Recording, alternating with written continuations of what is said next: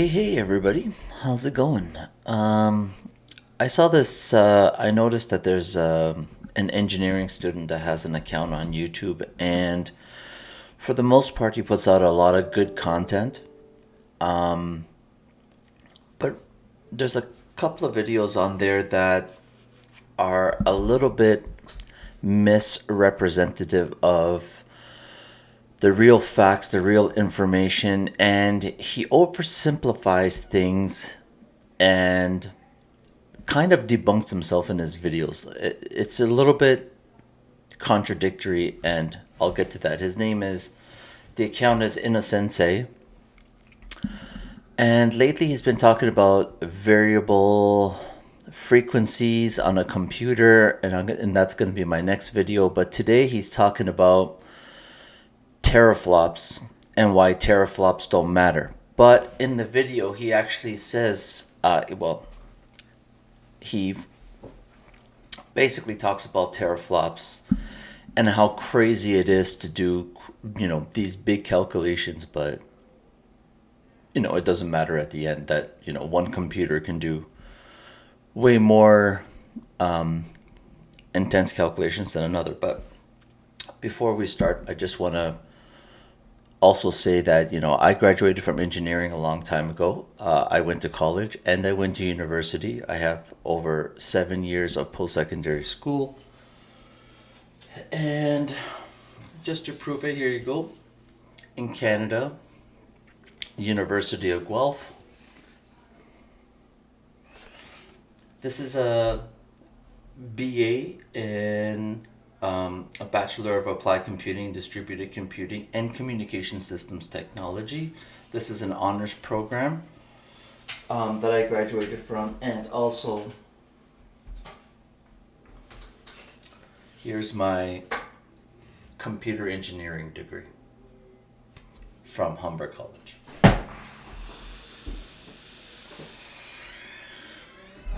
So without further ado, we're just going to get into it. Well, first, let's open up with thank you. From the bottom of my heart, truly. When I uploaded my last video summarizing and explaining Sony's GDC reveal, I had no idea it was going to do as well as it had. I remember rendering the video out and thinking to myself that I would be happy if this one got 100 views, and at the time of finalizing this script, it's at 45.2k. For someone like me who's been doing YouTube for 9 months and only had 300 subs before uploading it, that video just blew me away. So thank you, yes you, for watching, and I'd like to formally welcome you to the channel. My name's Innocence and I make gaming content ranging from explanations, commentaries, live commentaries, essays, reviews, and anything that comes to mind. But all the formal stuff aside, this video is going to be about flops, and not the kind of flops that James Harden does, but computational capability. Yeah, that's right, we're going to be talking about arguably the most used fanboy ammunition in internet debates about which console is better, teraflops. And as the title suggests, I am currently enrolled in University for Computer Engineering, and today I'm going to attempt to simplify and explain the concept of teraflops to you and give my 2 cents on the matter. So let's jump straight into it. Okay, teraflops. It's admittedly a pretty weird looking word, but for the first part of this video, we're going to focus on the tera part only and save the flops part for later.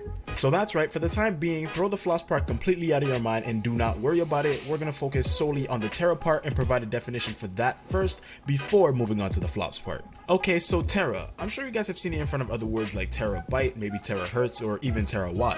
And the reason it's capable of going in front of so many words is because it's simply a prefix representing 1 trillion. Meaning, if you put tera in front of anything, you are simply referring to 1 trillion of that thing. So in all technicality, 1 tera sheep refers to 1 trillion sheep, just like a teraflop would simply refer to 1 trillion flops. But in case you guys don't believe me, here's the full line of numerical prefixes for clarity. I'm sure you guys are used to seeing the prefixes like milli, micro, nano, mega, kilo, and even giga, and that's because you use them in your everyday life today. Well, unless you live in the US where the imperial measurement system is still used, but honestly in engineering class we just kind of pretend we're somewhere else. But yeah, if you've ever heard of a kilometer or kilometer, they're just referring to 1,000 meters. A centimeter is 1/100th of a meter. A nanosecond is 1/1000th of a second, and a gigabyte is 1,000,000,000 bytes. That all just goes to show that the tera and teraflop really means nothing and just represents 1 trillion flops. So if the Xbox Series X has 12 teraflops of graphical numerical power, that just means 12 trillion flops. And if the PS5 has 10.3 teraflops, that means 10 trillion 300 billion flops, or 10.3 trillion flops.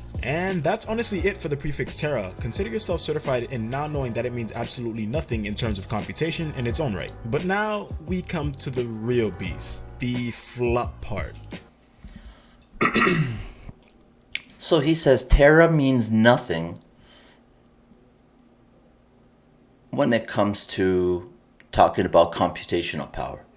So the fact that tera means a trillion of something, it's very important. It's not milliflops, it's not nanoflops, it's teraflops. The number matters a lot. So just to throw away, forget about the trillion part. All we care about is the, 14.1. 14.1 what? Teraflops. 14.1 trillion of something. Or 9 trillion of something. So the tera part matters in the context. You can't just throw away tera and be like, it doesn't matter. How long is that table? 32. 32 what? Just 32. What do you mean? Is it centimeters? Is it nanometers? Is it inches? No, it's just 32. But what do you mean it's just 32? So yes, tera matters a lot. There's a lot of design, research, and a lot of computational advances in the world that has taken us to this point where we can allow a computer to do teraflops of computations. And I just want to preface this by saying that what's about to come is really complicated, but relax, oversimplifying has not failed me yet. So I'm not going to bore nor confuse you guys with all the details. In fact, I'm going to be simplifying quite a bit while spoiler alert, he's going to bore you and he's going to confuse you. But if you are someone who wants more details or perhaps knows about this stuff like myself and would like to have a more detailed conversation, just drop a comment and I'll be glad to have one with you.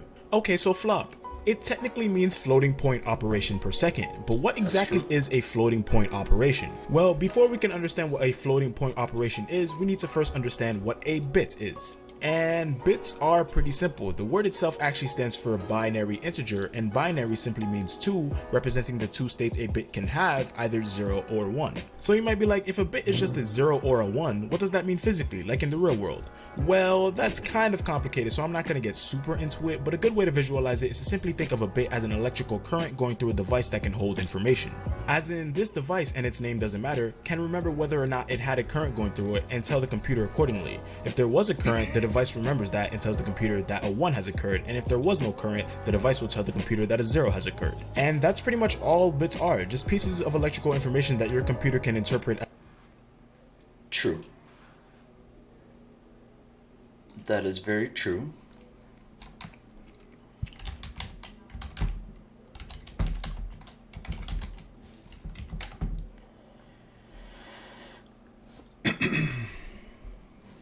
So, what he's showing there is, that little signal going through is a transistor. The amount of technology that goes into building a CPU and putting, like it says here, the supercomputer with the highest transistor count as of 2016 is the Chinese-based Sunway, which has, for all CPU nodes combined, about 4 trillion transistors. Again, a lot and a lot and a lot of technological advancement has gone into putting more and more transistors in a CPU to make it more powerful, to be able to handle a higher clock, to be able to do more floating point calculations.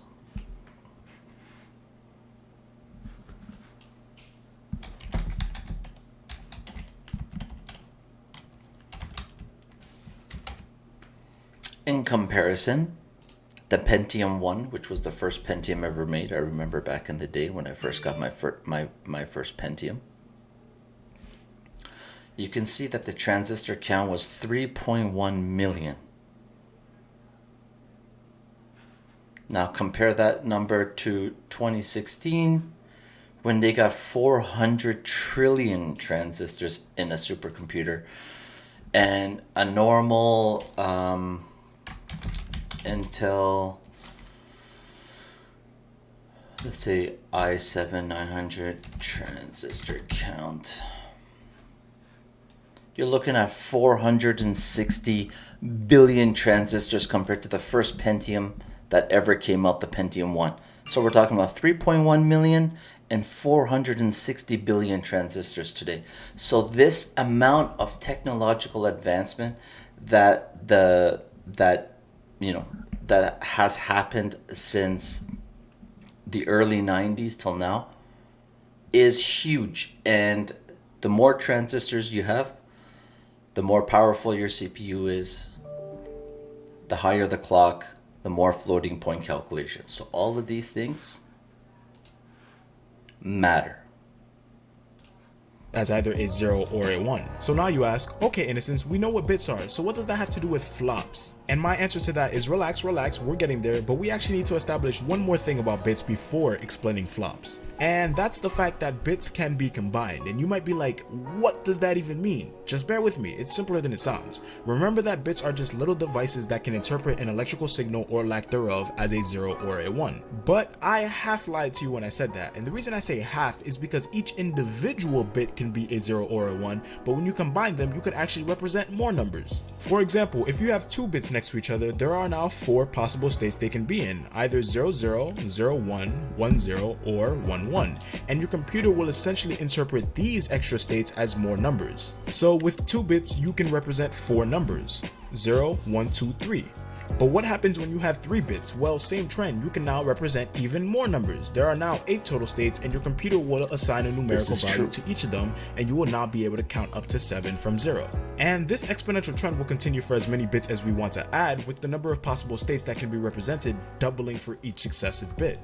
Which basically means that the number of, well, numbers that we can represent with X amount of bits can be calculated by plugging into 2 to the power of X. Base 2 because a single bit has 2 possible states, and exponential X because every bit you add will double the number of states you had prior. So if you had something like 15 bits put together, you could represent 32,768 numbers, 2 to the power of 15, which would allow your computer to count up to 32,767 since we still have to include that 0 at the beginning. And if that entire part was confusing to you, don't worry about it. All you have to take away from it is the fact that putting bits together allows computers to count to ridiculously large numbers. In fact, just having 40 bits put together, 2 to the power of 40, allows a computer to count up to 1 trillion, and that's only 40 bits, 40 tiny little devices. So now, and I promise. So he just said 40 tiny little devices can do that.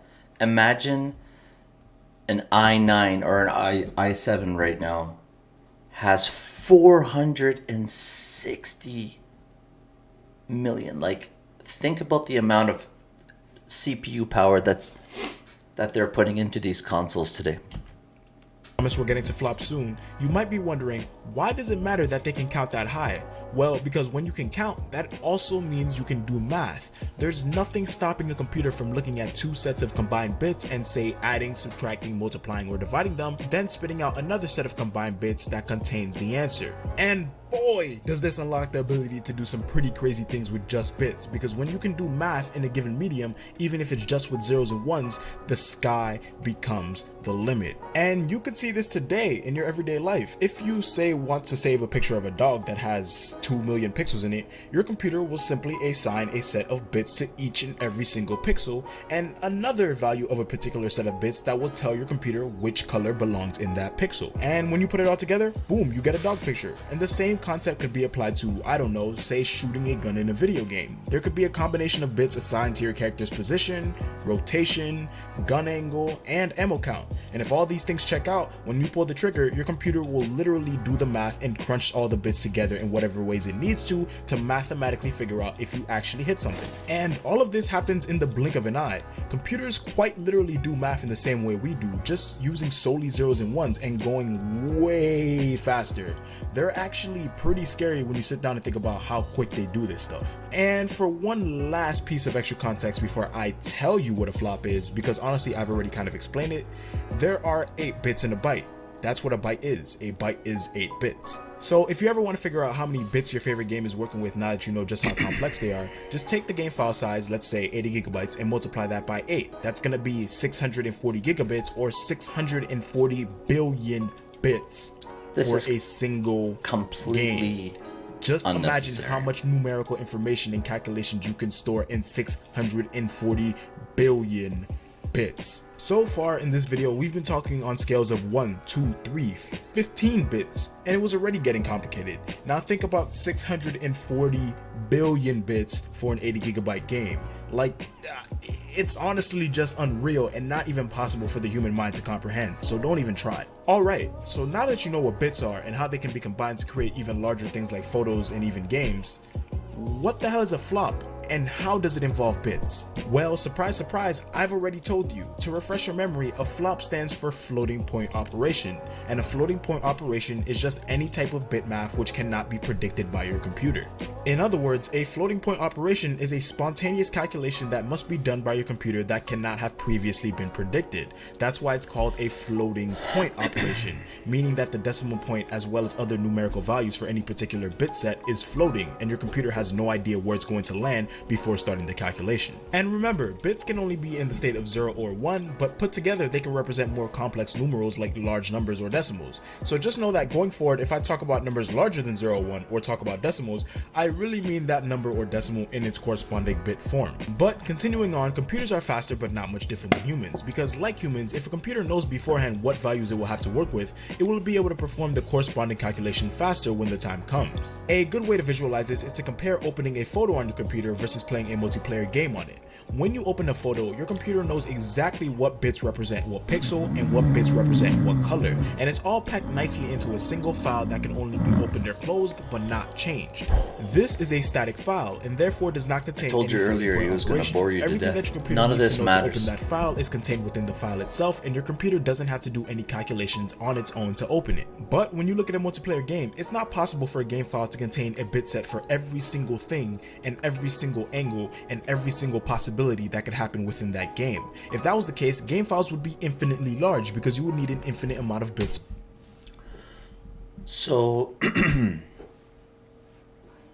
games like, let's say, Doom, where you're running through a fixed map and the bad guys that you shoot are fixed, they already know. They've pre-programmed how many bad guys are in each level.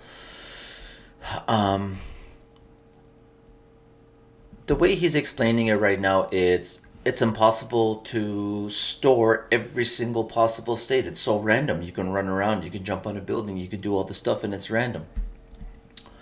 Yes, that's true, but everything in gaming, if you want to be super simple about it, is animations, right? So how fast can the game access these animations? When I press, the shoot button, it's an animation.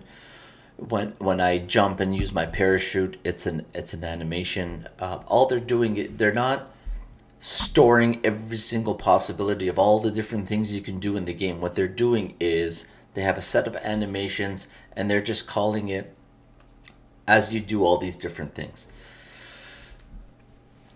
But in a game like Doom, where, let's say, everything is fixed, you know how many bad guys there are, you know exactly where you're going, you can't just go open world, all these different things, you would think that there would be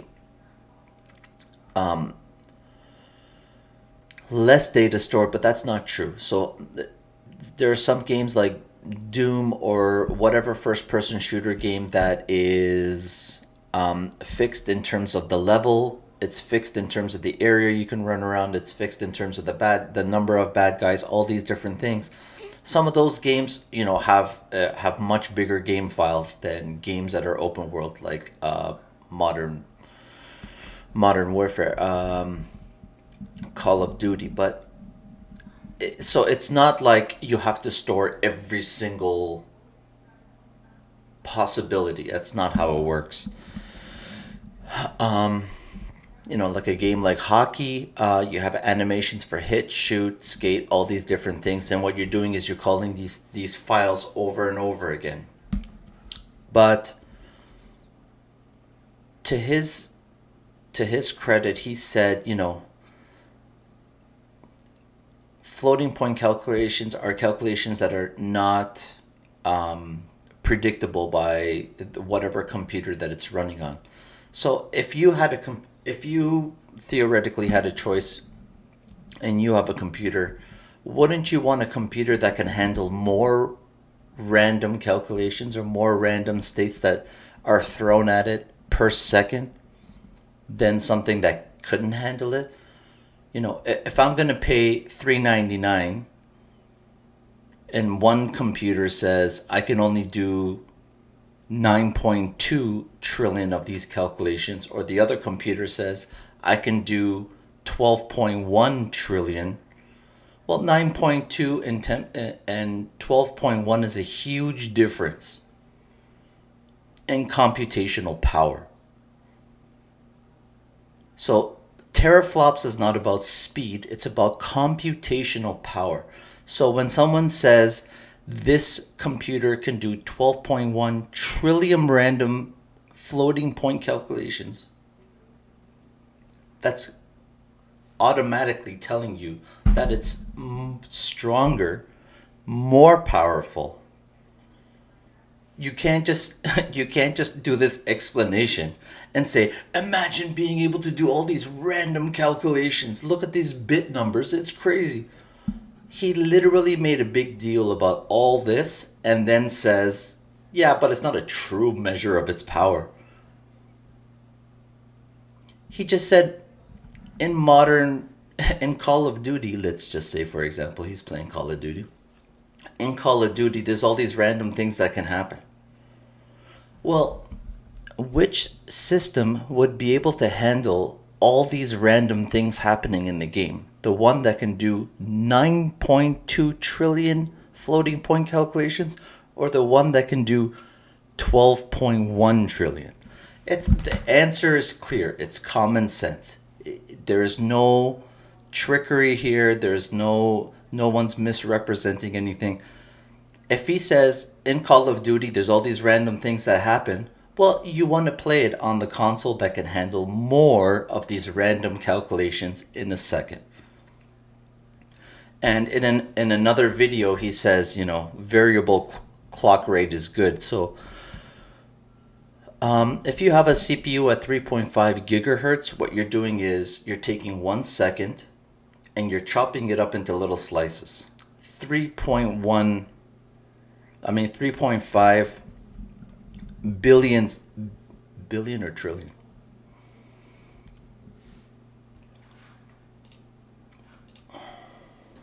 To represent every single possibility.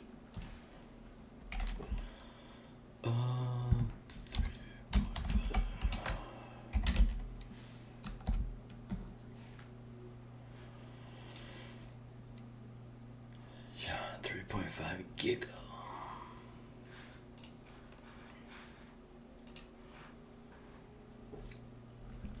So when you slice up a second into all these slices, I know how many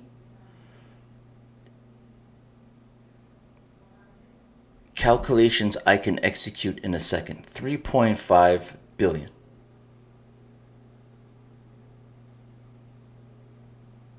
But once you slow the clock down in a variable CPU, like the way PlayStation does, the only reason a CPU would slow down and say, no. In this second, I can't handle 3.5 billion. I can only handle 3 billion. That's because it can't compute that much that fast. Something is bogging it down. If a CPU tells you I can always do 3.5 billion, I can execute 3.5 billion instructions per second, always, no matter what, that is by far the better CPU. For a CPU to slow down and speed up and slow down and speed up, it means it's telling the system, hold on a second. In this second, I only have 3 billion slices. I don't have 3.5 billion. I can't execute that much that quickly right now. And that tells you right there that that system that slows itself down to be able to catch up is the weaker system.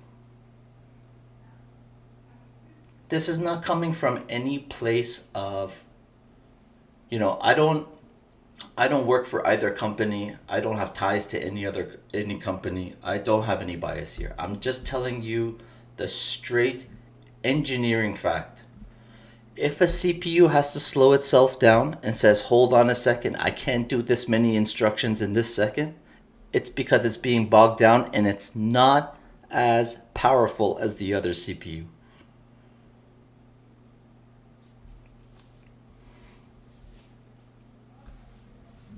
It's one of the other videos, and I'm going to make another video specifically talking about variable frequency. You don't want a computer that varies in frequency when it comes to GPU, CPU, no matter what you're talking about. It doesn't make any sense to slow something down. The only time you slow something down in a computer is when you're running out of resources and you need to catch up. So 1000% more teraflops means more power. It doesn't mean faster. The clock, if it's set at one clock and it runs at one speed all the time, whatever that number is, even if somebody said, I can give you a variable clock at 3.5 or I can give you a steady clock at 3, take the steady clock at 3. Because the variable, you don't know what the lower end of that scale is. Yes, the high end is 3.5. We all know about overclocking and things like that. But there's always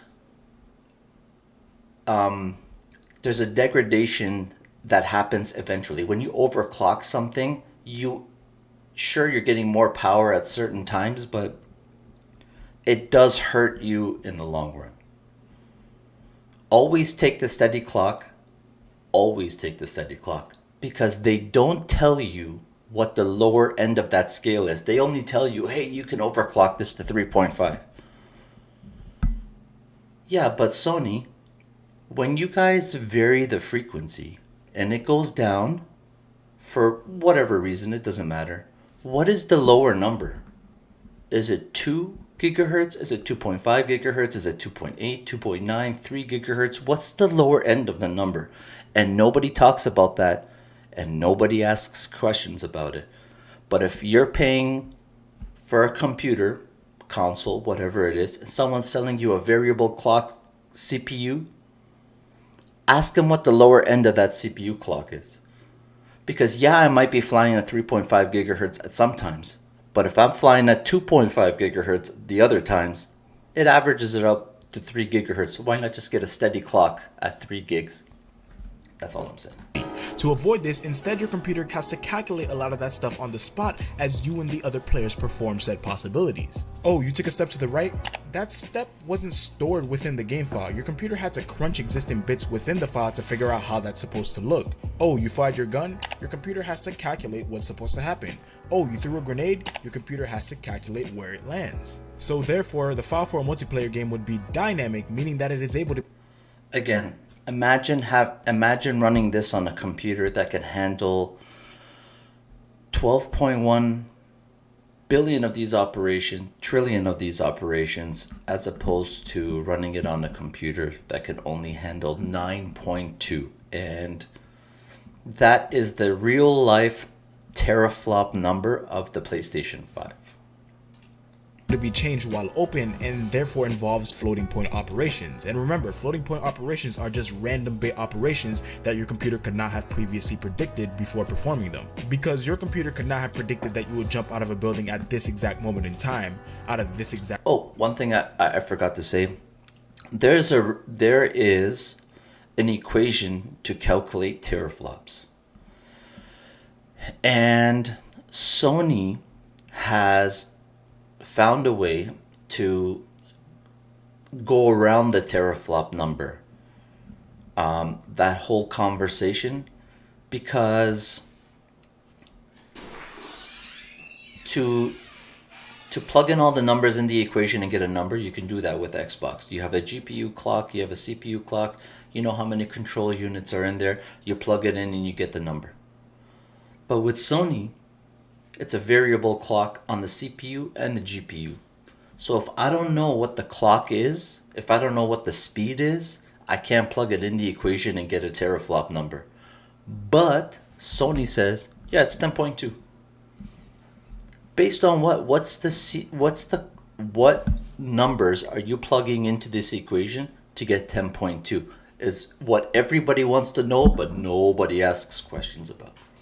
Exact window, activate your parachute here, and turn around to look at a building spontaneously collapse. That's just ridiculous. So now you know what a flop is. It's just a random bit operation that could not have previously been predicted. And since you know what a flop is, we can now look at, let's say, the Xbox Series X's 12 teraflops of performance and simply rewrite it as 12 trillion random bit operations per second. And the same thing goes for the PS5. We can rewrite it as 10.3 trillion random bit operations per second. And it's not 10.3, it's 9.2. The answer, which is better, the Xbox Series X or the PS5? And do teraflops matter for in-game performance? Well, nobody knows which of the two consoles will be better until launch. Why I say 9.2 is because you got to take the lower end of the frequency scale to calculate teraflops. No, I'm just being honest. While teraflops are usually a good indication as to which of two graphics cards are better, they should definitely not be taken as gospel, because a lot of other things besides random processing play a huge role in graphics performance. Now, this video isn't about those other things, so I'm not going to go into depth as to what they are and what they do, but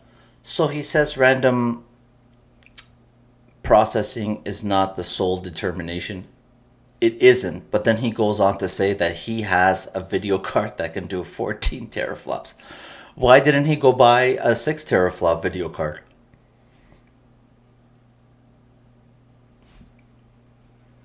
I'd like to know. But I will list off a couple of them to show you that they exist and give you a couple of examples as to how the teraflop comparison method is somewhat flawed. So other things that affect graphics performance include, but are not limited to, number of streaming multiprocessors, core, base, and boost Xbox clocks, has more memory stream or interface multi-core type, processors. memory capacity, memory speed, memory architecture, memory bandwidth, GPU architecture, core-based clocks are higher, GPU interface, memory and interface, storage memory speed, capacity, to name a few. memory speed, Now, you memory don't need to understand architecture. what any of that stuff meant, but my point is, looking at teraflops as the only None of metric those as to things which go into a GPU will perform teraflop better is like calculation. looking at a 600 horsepower semi-truck and a 180 horsepower Honda Civic and automatically concluding that the semi-truck goes faster without realizing that the semi-truck is heavier, has more wheels, This worse is a handling, really consumes bad diesel, a comparison wider frame, to a compare slower two RPM, consoles and the list in can the certainly same go on. class. Just because So the if you want to semi-truck is compare capable of two outputting more cars, power, doesn't it's mean not that the Xbox is a semi-truck with 600 horsepower and the PS5 is a really nice, 200 horsepower Honda Civic. That's a horrible. These two systems are pretty much at the same price point and they're in the same category. So if you want to compare cars, you got to compare cars in the same category. It's like you can go out there and buy a Corvette, or you can buy a Mustang, or you can buy a Dodge Challenger or Charger. These are cars in the same class. So the fact that one goes faster and one has more horsepower makes it a better car. It's not a semi-truck and a Honda Civic. These two consoles are at the same price point and they're in the same category. So you need to take cars in the same class. You want to talk about sedans? We talk about sedans. You want to talk about compacts? We can talk about compacts. You want to talk about mid-size SUVs? We can talk about mid-size SUVs. This is not a semi-truck and a Honda Civic comparison. This is a really flawed, semi-truck costs $20,000. A Honda Civic costs $30,000 or less. It's not even close. Meanwhile, the semi-truck has to have, God knows how much horsepower, 600, 800, whatever horsepower, to move tons and tons of freight. A Honda Civic just has to have 5 people in it. It's not a very good comparison. These consoles are in the same class at the same price point. So if you want to do the car analogy, you got to take 2 cars in the same class. It's specifically engineered for the task at hand, which in this case is winning a race against this Honda Civic. And the same thing can be said of teraflops. Don't believe me? Well, let's look at Microsoft themselves. The original Xbox One had a GPU capable of 1.31 teraflops, and the Xbox Series X a GPU capable of 12 teraflops. By that metric, the Xbox Series X should be around 9 times faster than the original Xbox One.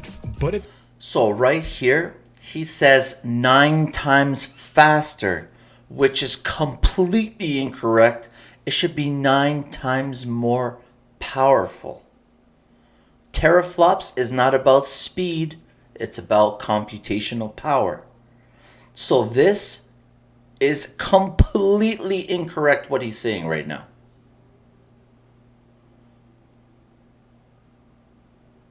And just to go on record based on what Microsoft has said, they said that the Xbox One X, which had, I think, 6 terabytes of power, they said that the Series X is 4 times more powerful than that console.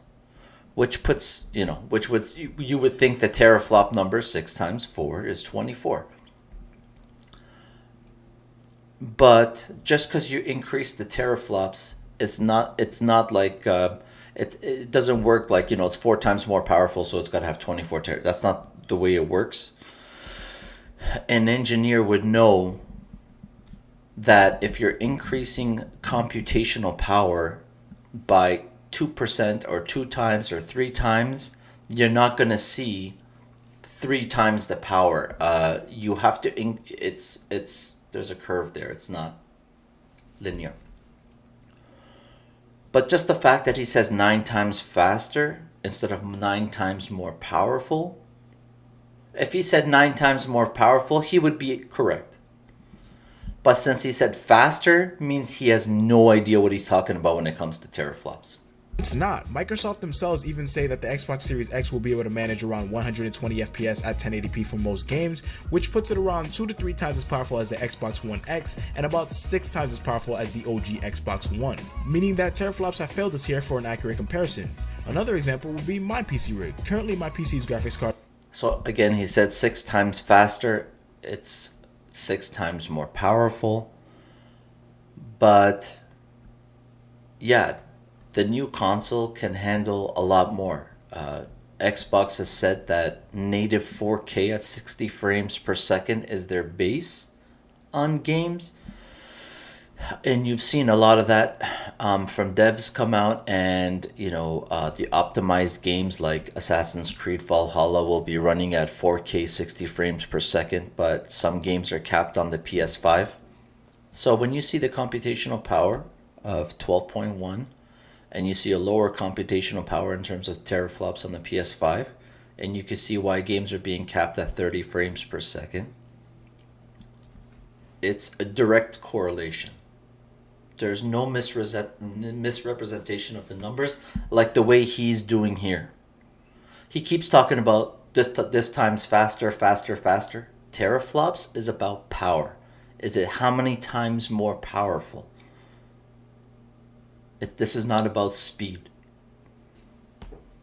card is the NVIDIA RTX 2080 Ti, which is rated for about 14.2 teraflops of peak compute power, which means that by going off of random processing capability alone, my GPU should only be around 18% faster than the Xbox Series X. And spoiler,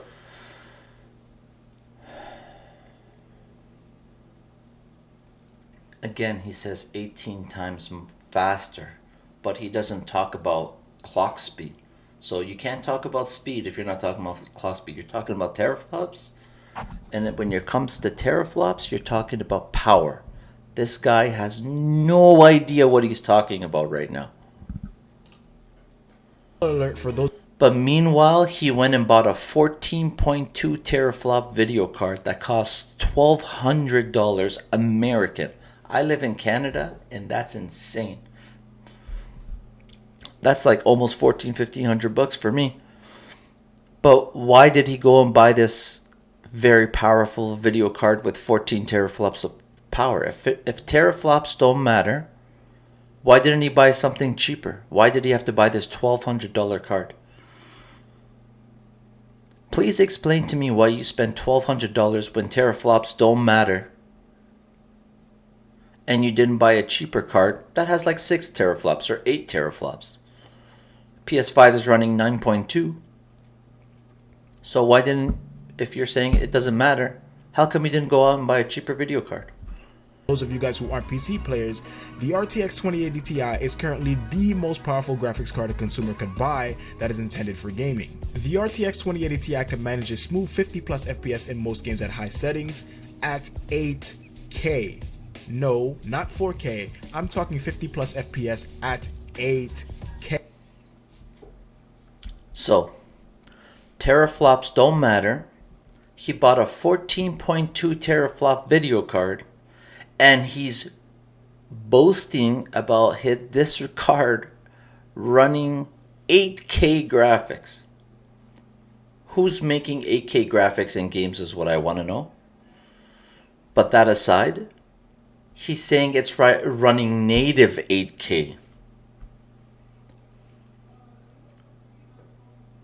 Do you see the correlation between how much money he spent, what the video card's teraflop number is, and what its capabilities are?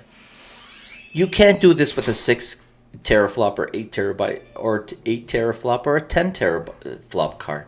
You need to go out and spend big time money to get big time power to be able to do this kind of stuff. But he's misrepresenting it and saying, oh, but teraflops don't matter. But can I run native 4K on a 4 teraflop card? No. PS4 Pro, like, they have to upscale it to do native 4K. And, you know, on PS4 Pro, it's not truly native 4K because it can't do 4K. So it's upscaled graphics to 4K. So for the fact that Sony has to go out and make a new console that's more powerful with a higher teraflop number to be able to create these amazingly high visual, high resolution games proves to you that teraflops do matter. They had to go out and spend like millions of dollars in research and development to create a machine that can do a lot of crazy things, but teraflop is part of the equation. It does matter. You can't say teraflops don't matter and then talk about your 14.2 teraflop card that runs 8K. Horsepower doesn't matter, but I bought a Lambo the other day. Why? Because it goes faster than everybody else. Oh, okay. But why does it go faster than everybody else? Because it has this much horsepower. Oh. But horsepower doesn't matter, so why don't you buy a Honda Civic and start racing people? Well, because it doesn't go that fast. Well, why doesn't it go that fast? Because it has very low horsepower. Why'd you have to go spend money to buy more horsepower? Why do people modify their cars to add horsepower? Why do computers overclock CPUs and GPUs to get more power out of them? To do better graphics. To be able to compute more. pure 8K, not upscaled. Not to mention the over 240 FPS average it usually gets at 1080p. And how much does the card retail for, you ask? Yeah, try $1,199.99 for just the graphics card. So off the top of my head, So here's the thing. He's talking about a $1,200 card that has 14.2 teraflops of power. It runs 1080p at over 240 frames per second, which is amazing. 240 frames per second is like buttery smooth. But why can't he get 1080p at 240 frames on another video card? Why spend $1,200 when you could spend half that? Oh, that's right, that they don't have enough power to do that. I think it's pretty safe to say that the Xbox Series X won't even be half as powerful as the RTX 2080 Ti, let alone come within 20% of it because of its teraflop count. So the final conclusion, the goal of this video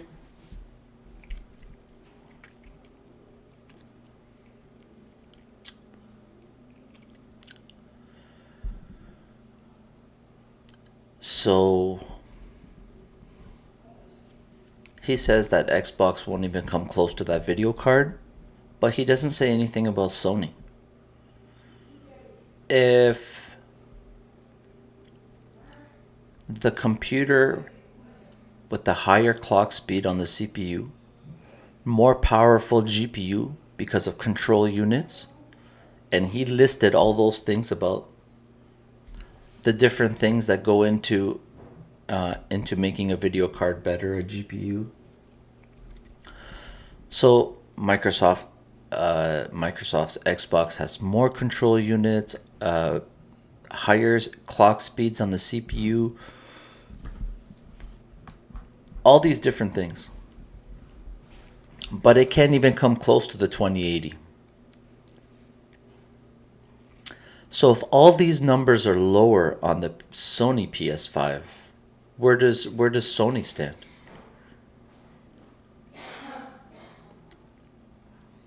But he doesn't say anything about Sony. Why only say Xbox doesn't come close to this video card? Why don't you say anything about Sony? Sony has less teraflops, lower CPU speeds, lower GPU speeds, because it's variable. It's going to slow down when it gets hot and bogged down.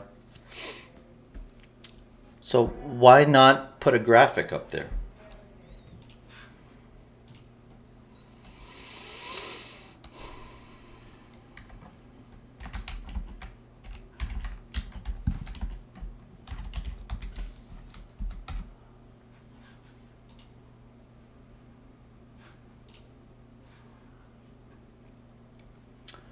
Here it is. And this is very accurate. I looked into it. I plugged everything in to the equation that you use to calculate teraflops. So at the bottom there's the RTX 2080 Ti. This is a custom card. And it goes up to 16.1 teraflops. Xbox is next at 12.1. There's the RTX 2080 Super that does 11.9 teraflops. Then there's the Radeon 5700 XT that does 9.98. And then there's a Sony PS5 at 9.2. That's a sustained teraflop number. So when retailers put out a teraflop number on their video card, it's all about a sustained number, but not the peak number. Because, there's always overclocking available, but what they're doing is they're telling you what is sustainable with this video card, what the GPU can sustain. And because Xbox has a constant CPU clock speed and a GPU clock speed, you know what the sustained teraflop number is 12.1. Now Sony tells you 10.3 based on what the CPU and the GPU maxes out at. But if you look at what the sustained clock speeds on the PS5 CPU and the GPU is, your real teraflop number at a sustained constant is 9.2. Now, you look at this chart, and if you want to go buy a video card today, the RTX 2080 Ti being the best video card on the market, you can see how video gameplay and the quality, resolution, and everything that goes along with that, frames per second, resolution, 4K, 8K, whatever you're looking at, you see that as the teraflops go down, so does the capabilities of your computer. Now, if you're a PC gamer, this matters. So to say teraflops don't matter, if someone said, hey, I'll sell you a Radeon 5700 XT for the same price as an RTX 2080 Ti, of course you would take the RTX 2080. It's more powerful. It's not faster, it's more powerful. That video we just watched is a complete misrepresentation of teraflops. It's not about being faster, it's about being more powerful. How many computations can you do in a second? What is your clock speed? Is it 3.5 billion? Is it 3 billion? Is it 2.8 billion? Your clock speed of whatever gigahertz per second tells you how many computations you can do. So not only is PS5's GPU less powerful because it has less teraflops, but the CPU slows down. So the GPU slows down and the CPU slows down. So like I said, you take whatever your computer's speed is in terms of gigahertz per second, you take a second and you put that many slices in there. So if your processor is running at 2.5, you have 2,500,000,000 instructions you can execute. Now, the higher the clock speed, the more instructions you can execute per second. So if you have less teraflops, which means you can do less floating point calculations, and your CPU slows down because it's variable. So instead of being able to do 3.5 billion instructions a second, it slows down to 3 billion. And your GPU slows down because it can't do 2.23 million instructions per second. It slows down to a lower number, whatever that is. So you got less teraflops, your CPU slows down to slower than Xbox, and your GPU slows down to slower than Xbox. Those three things guarantee you that one is more powerful than the other. Because at a sustained rate, Xbox is saying 12.1 teraflops is the amount of computations we can do, floating point. And our CPU can do 3.5 billion instructions per second. The video card can do 1.8 million 1.8 million instructions per second, and it doesn't slow down. That's the sustained power all the time. And Sony's telling you that we have less teraflops, so less floating point calculations. Our CPU slows down to 3 gigahertz from 3.5 or whatever it is. Let's look at it here. Xbox, oh my god, Xbox is running at 3.8 gigahertz. Wow. Let's go back to here.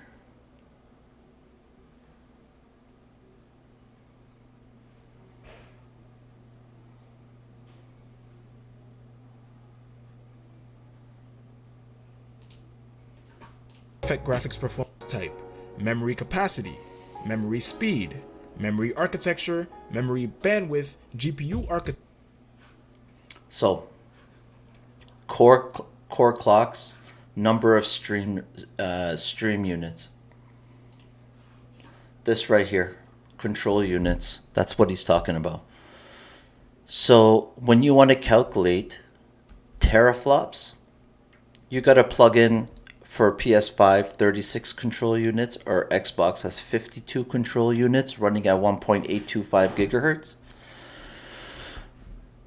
And PS5 says we got 36 running at 2.23. So here's the thing. Both of these guys are using RDNA 2 architecture, and there is a maximum cap on that technology.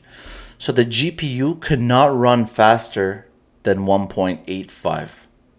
Based on all the research that I've done on RDNA2 chipsets, the GPU cannot run faster than 1.85. That's why Xbox has got that number.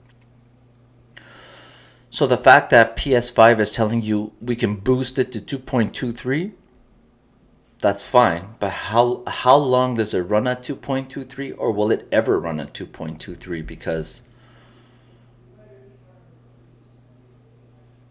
they're using 2.23 gigahertz and 36 control units to calculate that 10.28 teraflop number. But the chipset and the company who created that chipset is telling you that 1.85 is the max.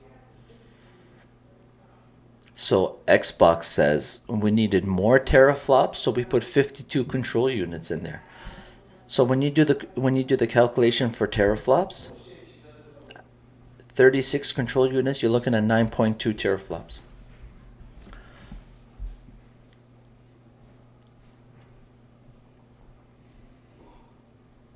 So you look at the CPU and it says 3.8 gigahertz and 3.6 gigahertz for Xbox with simultaneous multi-threading. That is a custom Zen 2 CPU. Simultaneous multi-threading is great.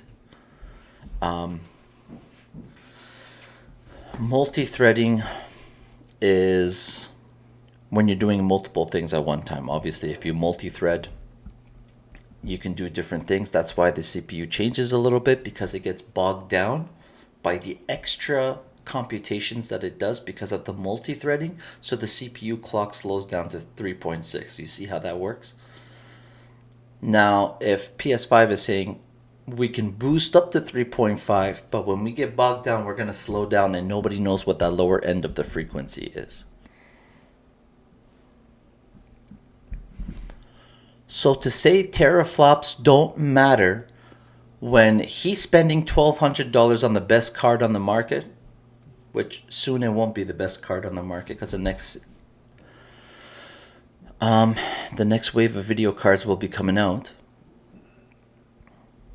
Why didn't he go out and buy a 6 teraflop card and not get 240 frames on 1080p games or things like that? Why did he go out and spend so much money? And the fact that one company is giving you something more powerful with more capabilities for the same price point, like in Canada, the PS5 pre-order cost $630.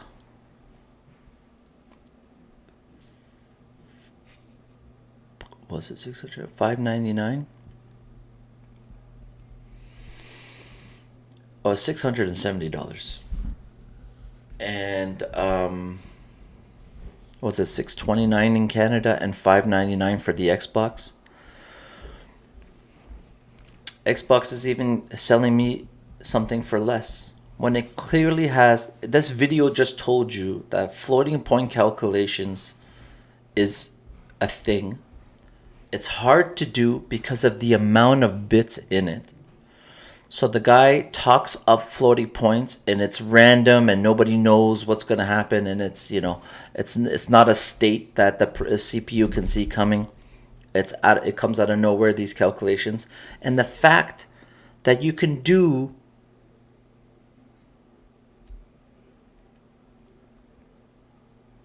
$12.1 trillion of these calculations in a second.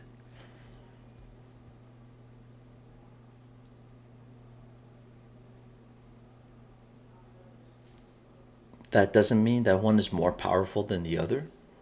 Listen, I'm a computer engineer. And there's only one way to calculate a computer's power.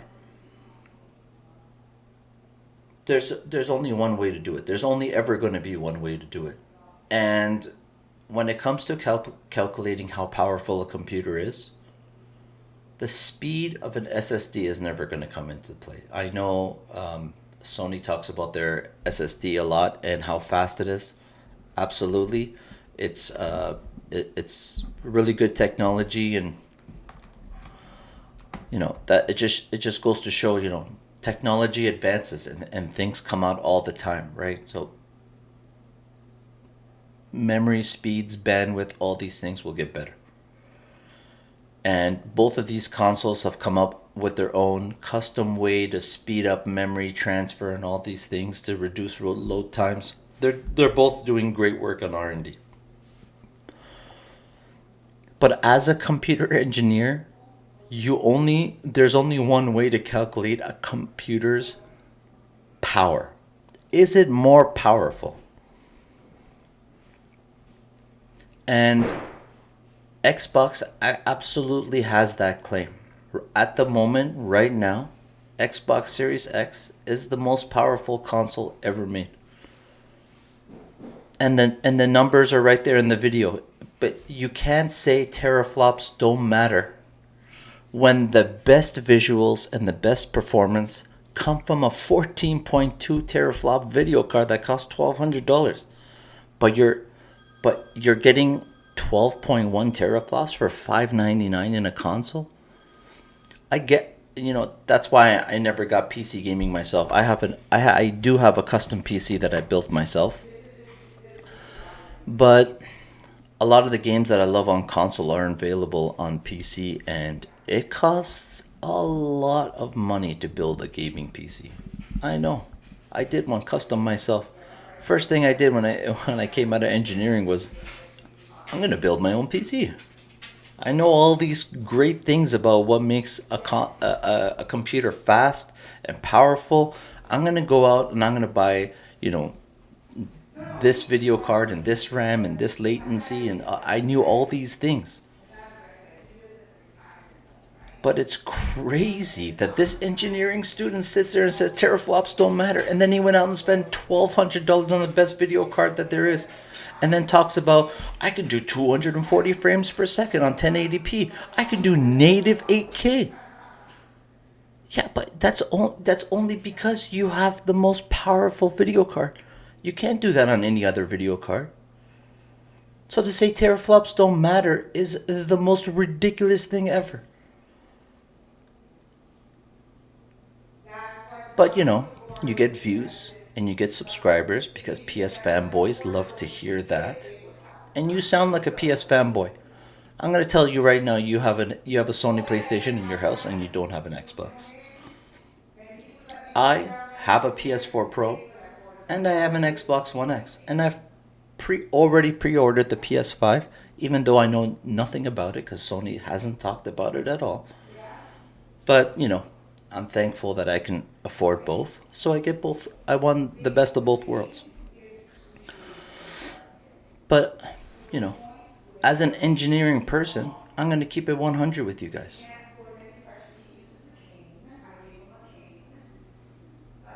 When somebody calculates the compute power of a supercomputer, they don't tell you how fast the hard drive is, or the network drive that they're using is probably a network drive, and how fast. It doesn't matter. Where they're storing the data and how they get that data is irrelevant to how powerful that supercomputer is. Because you can retrieve information at the speed of light, which is the fastest anything's ever going to get. But if your processor cannot compute it that fast, who cares how fast you're getting that information? And to tell people that you got a variable clock and that your CPU and your GPU slows down and you only have 36 control units as opposed to some other guys 52 control units, but you're not as powerful. Who cares how fast you get the information? I could be sitting in my office at work and 20 people can bring me files and put them all on my desk at one time. And that's, great efficiency, the speed is there. But I still have to go through all these files. And it's me that slows down the process. I'm the bottleneck. The CPU slowing down is the bottleneck. The variable frequency is not good. If I'm a programmer and I cannot count on the CPU to be able to do a certain amount of work within a certain amount of time,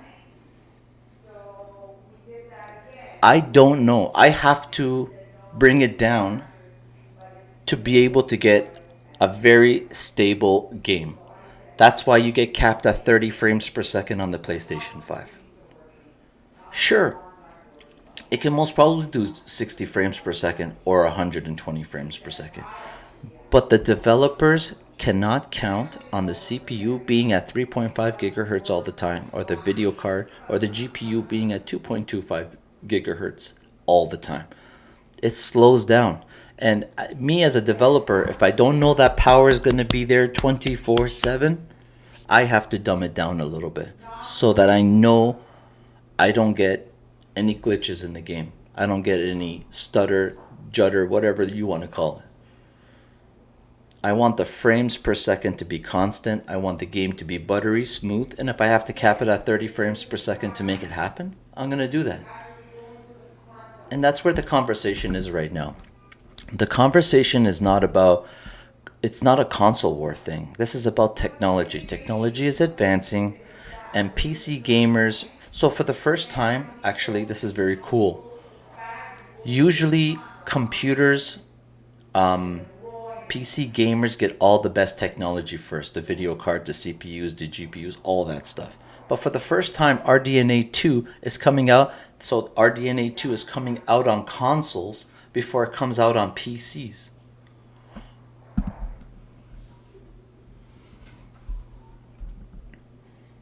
And this is like the first time that's happening. Usually, when a console comes out, you go, I need this to make a PC that's more powerful than the new console coming out. But right now you can't do that because RDNA 2 isn't available. It's a little food for thought. At the end of the day, I have no affiliations to anybody. But when I watch this and he says, I'm an engineer and I'm going to explain it to you, and I'm an engineer and I'm explaining it to you, this is horseshit. When he says, this console compared to this console has more teraflops, so it should be 16 times faster. It's not about faster, it's about power. Computational power. He's totally misrepresenting what's going on here, and it's not accurate. It's unfortunate. I don't think he's doing it on purpose, but I just wanted to clear that up. Thanks for tuning into this video. I do appreciate it. I will do more of these. This same user has a video on variable clock speed and why it's better, and I'm going to do another video on that. So stay tuned. Thanks for tuning in. We'll see you guys soon. Bye-bye.